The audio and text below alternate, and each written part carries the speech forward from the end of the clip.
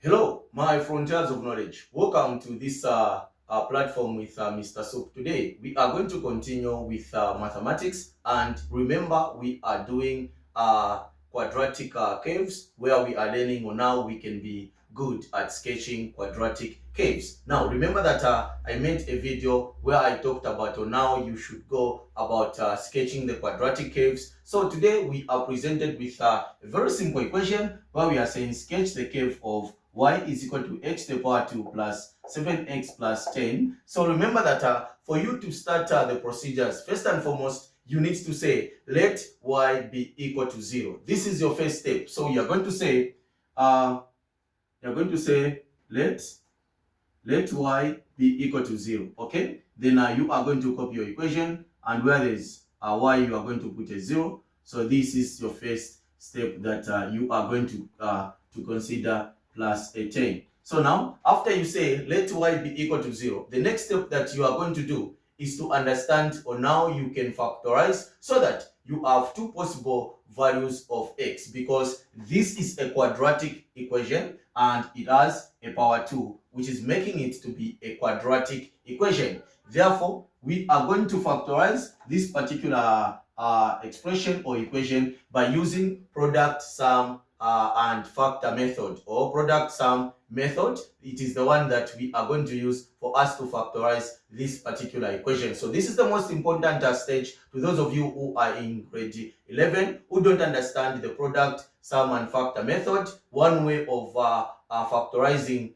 these quadratic equations. So therefore, we are going to say, how are you going to find the product sum and factors of this particular equation? So we are going to say product, we are going to multiply the coefficient of x to the power 2 times a 10. We are going to say 1 times 10, and our product is what? 10. Then our sum, we are going to find two possible numbers, and according to this equation, our sum is positive 7. So therefore, we are going to find two possible numbers. When we add them, we are going to get a 7, and when we multiply them, it's going to give us a positive 10. And these numbers are positive 2 and positive 5. So we are going to say a 2 plus 5, definitely a 2 plus 5, we are going to get a what? A 7. And factors are the two numbers. So we are going to consider the two numbers are 2x, comma 5x. These are the factors. Therefore, on this particular equation, where there is 7x, we are going to replace by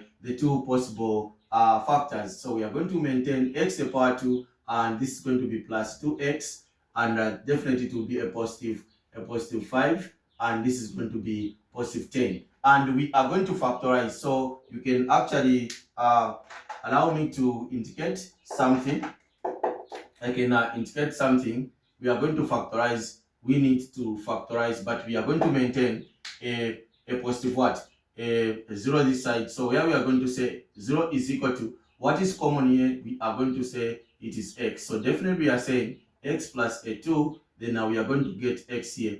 This is a positive. Then what is common here is 5. So we are going to say 5 open brackets. This is x plus 2. Definitely after showing it like this, remember that we are trying to factorize. And to factorize is to put in brackets, and x plus 2 and x plus 2 are common. So you are only going to consider one of these two, and you are going to say x plus 5. You open brackets and say x plus 5. So just by showing it in this way, you have already what? Factorized. Now remember that you have a 0 this side. This signifies to say you are going to find two possible values of x, because this is a quadratic equation you are dealing with.